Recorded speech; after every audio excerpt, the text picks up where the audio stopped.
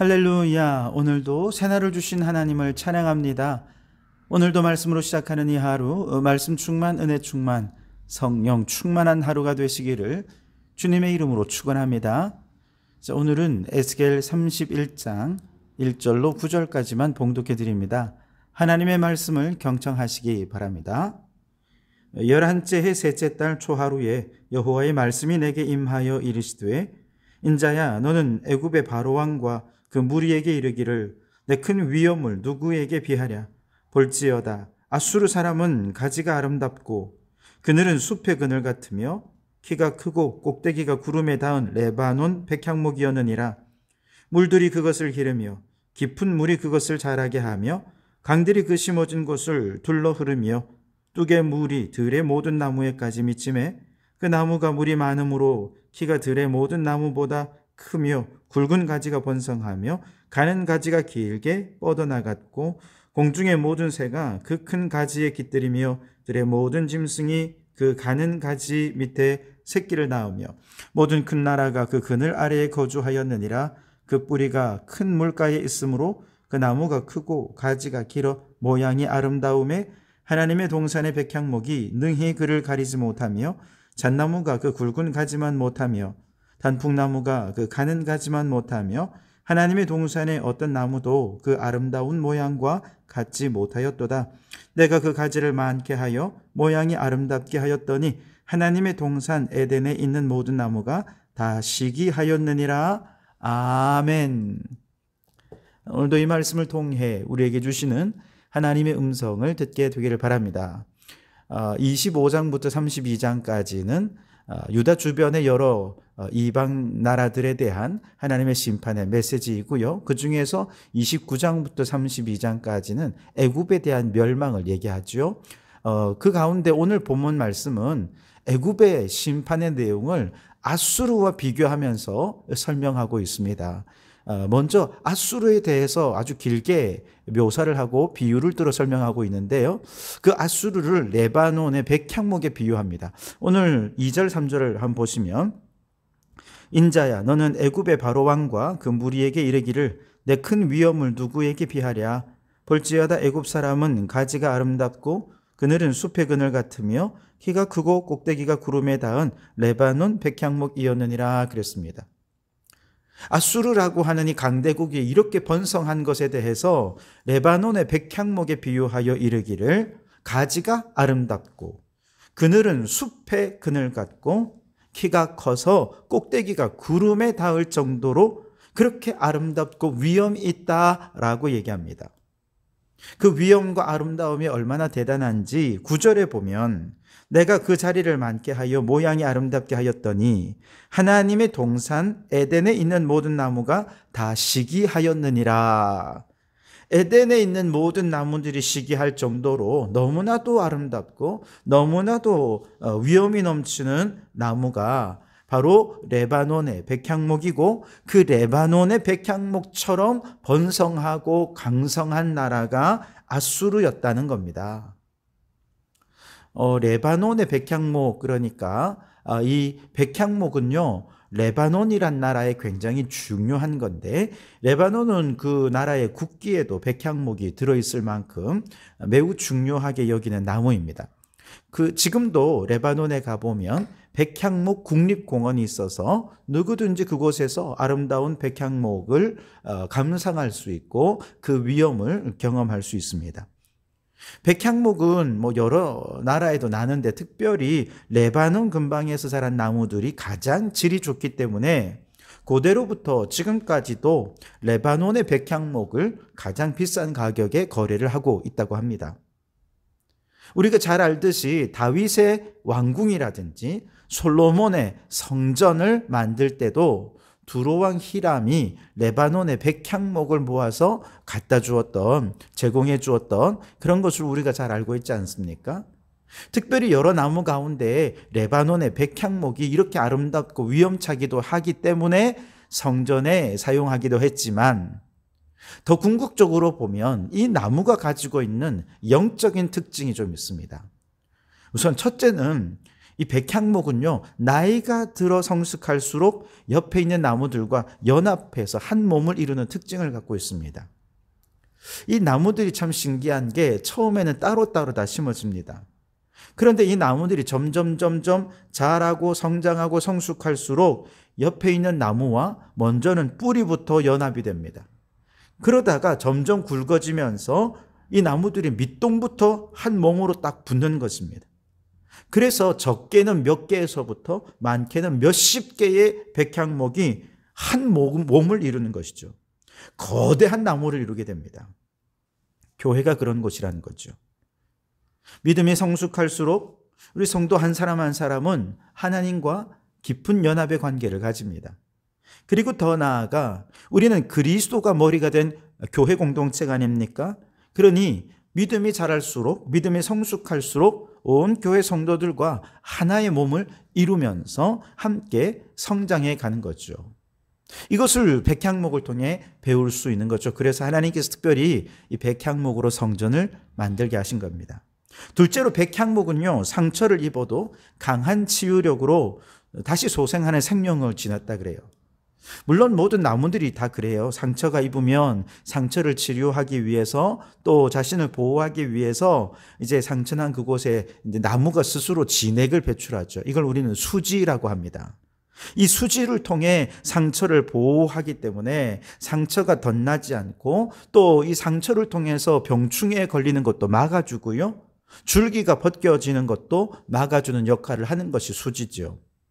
그런데 백향목은 특별히 그런 자연 치유력이 아주 강해서 상처를 입으면 이 수지가 자신의 내면과 겉면을 다 덮어 치유하기 때문에 아주 강력한 소생력으로 썩지 않고 또 오랫동안 보존할 수 있는 장점을 지닌다는 것입니다.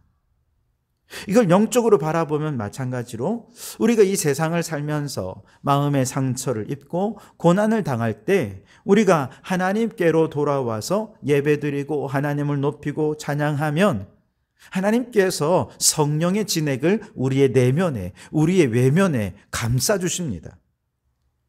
그래서 상처가 덧나는 것을 막아주시고요. 그것으로 인해서 우리의 마음의 상처를 치유해 주시고 회복해 주시는 것입니다. 그 성령의 진액이 공급되는 자리자리마다 은혜가 함께해서 은혜로 감싸주셔서 그 은혜로 말미암아 위로받고 치유받고 회복되어서 또 새로운 삶에 도전해 갈 수 있도록 해 주시는 것이죠. 세 번째로 백향목의 열매는 하늘을 향해서 지솟아 있다는 것이죠. 보통 열매들은 무거우니까 땅을 향해 늘어져서 이렇게 맺히지 않습니까?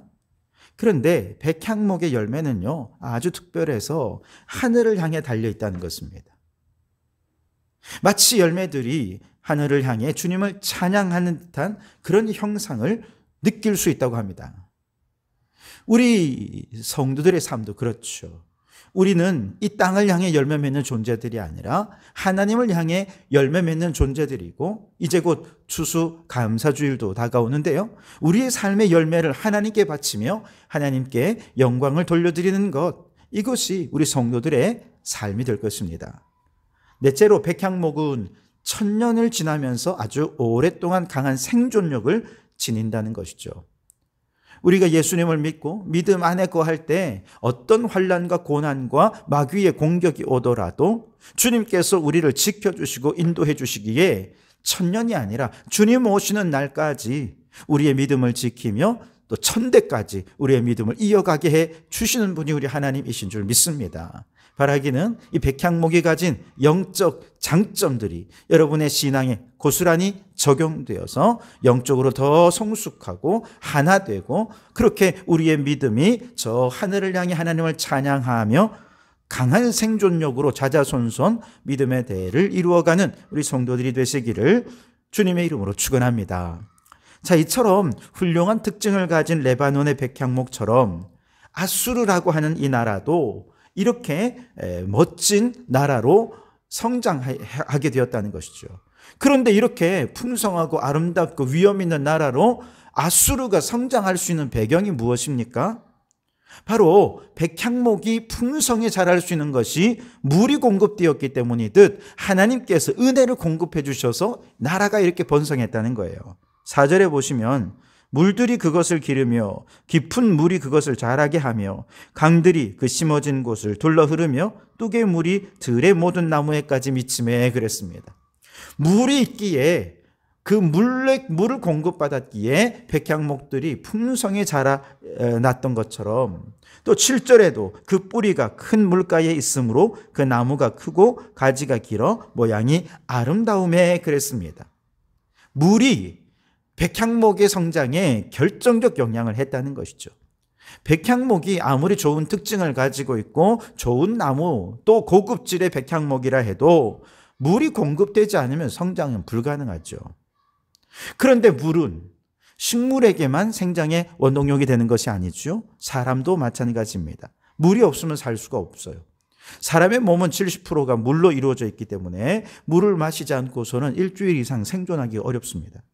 물은 사람의 생존과 성장에 필수적이고 절대적인 요소가 되는 거죠. 사람뿐만이 아닙니다. 물은 한 국가의 존속과 성장에도 아주 절대적인 요소가 됩니다.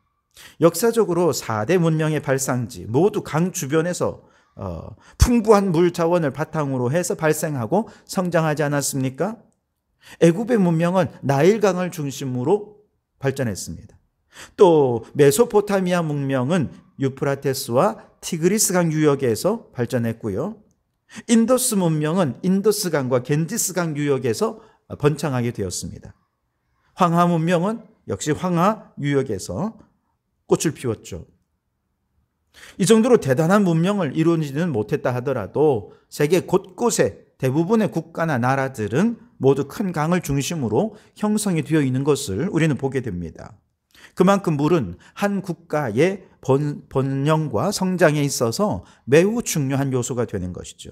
그런데 이건 영적으로도 마찬가지라는 것입니다. 죄 가운데 있는 사람들의 영혼은 메마른 심령입니다. 그 심령에 예수 그리스도의 생수가 샘솟듯 솟아나고 성령의 단비가 내리면 메마른 심령이 소생케 되고 영적 생수와 단비로 인해서 그의 삶에 사시사철 풍성한 성령의 열매를 맺고 풍성한 생명력 넘치는 삶을 살아갈 수 있게 되는 거죠. 그래서 우리가 이렇게 생수 되신 예수님을 만나려면 어디로 나와야 됩니까?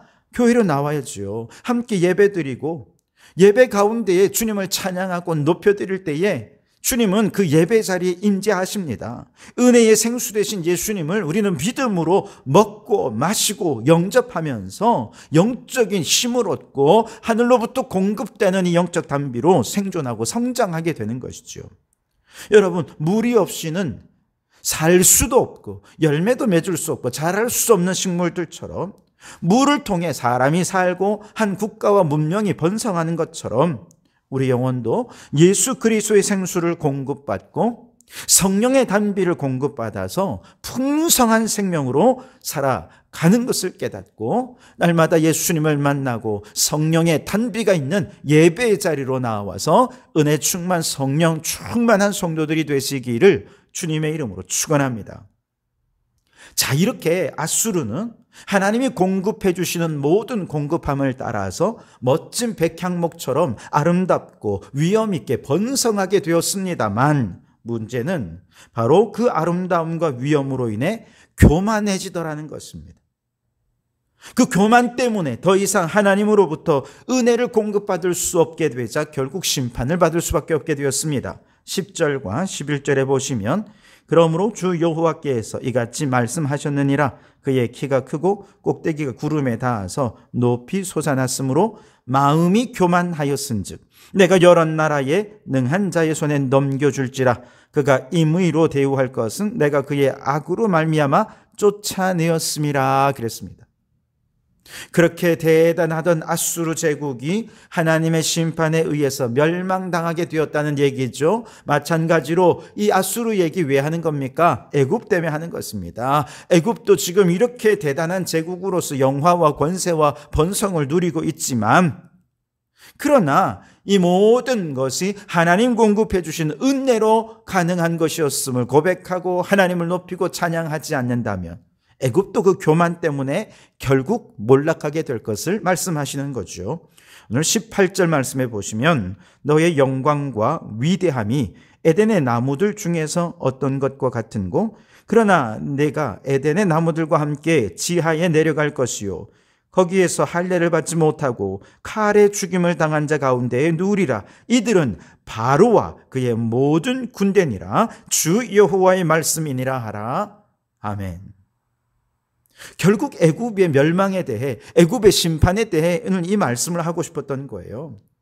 하나님과의 관계가 단절되고 더 이상 하나님께서 공급해 주신 은혜의 생수를 누리지 못하고 성령의 단비를 공급받지 못한다면 결국 애굽이란 나라도 무너진다는 것입니다. 그런데 그렇게 만드는, 하나님의 은혜와 단절되게 만드는 가장 큰 요인이 바로 교만이라는 것이죠. 개인과 국가와 또 문명의 번영과 풍성함은 모두 하나님의 은혜입니다. 모두 하나님 공급해 주시는 은혜가 없이는 불가능합니다. 여러분, 이 고백을 통해 하나님을 찬양하고 하나님을 높여드리면 하나님은 끊임없이 은혜를 공급해 주십니다. 그러나 하나님 없어도 내가 능력이 있어서, 우리나라가 이렇게 힘이 있어서, 이렇게 대단하게 번영하고 번성했어, 그렇게 하나님을 인정하지 않는 순간 하나님께서 주시는 은혜는 공급이 중단되어 버리고 맙니다. 물이 공급되지 않는 나무 메말라 버리듯 하나님의 은혜가 공급되지 않는 국가, 그런 사람, 그런 영혼 피폐하게 살다 멸망하게 되는 것이지요. 여러분, 오늘 우리의 심령이 물된 동산같이 풍부한 생명력으로 가득 채워주시기를 원하십니까?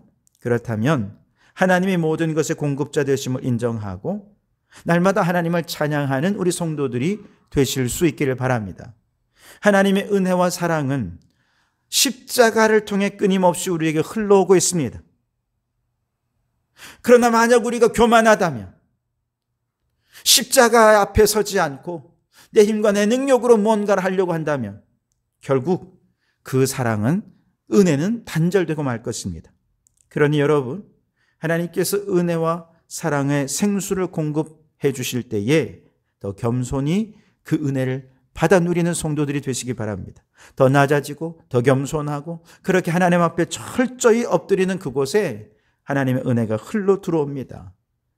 겸손한 자가 그 은혜를 사모할 때 예배의 자리로 나옵니다. 말씀의 자리로 나아갑니다. 기도의 자리로 나오는 것이죠.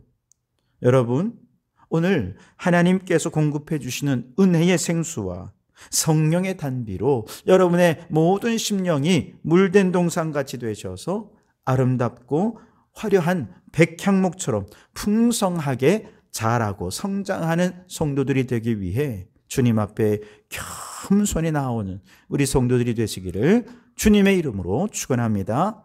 기도하겠습니다. 하나님, 저 아수르와 애굽에게도 풍성한 물을 공급해 주셔서 그들이 거대 제국으로 자라날 수 있게 되었는 줄 믿습니다. 그러나 그들은 교만으로 인해 은혜가 단절되었고 망하고 말았습니다. 주여, 우리도 하나님께 나와 예배드리고 말씀과 기도와 찬양으로 하나님께 영광을 돌려드릴 때 생수 되신 예수님을 만나게 해 주시옵소서. 메마른 세상에 생수를 공급하며 우리의 심령을 살게 해주신 예수 그리스도 앞으로 나와서 풍성한 은혜와 성령의 단비를 공급받아서 물된 동산같이 풍성한 생명력으로 살아가는 저희들이 되게 해 주옵소서. 그리하여 우리 성도들의 믿음과 신앙이 아름다운 백향목처럼 자라게 도와주시고 우리 성도교회가 백향목처럼 아름답고 위엄 있는 공동체로 성장하게 도와주시옵소서. 예수님 이름으로 기도하옵나이다. 아멘.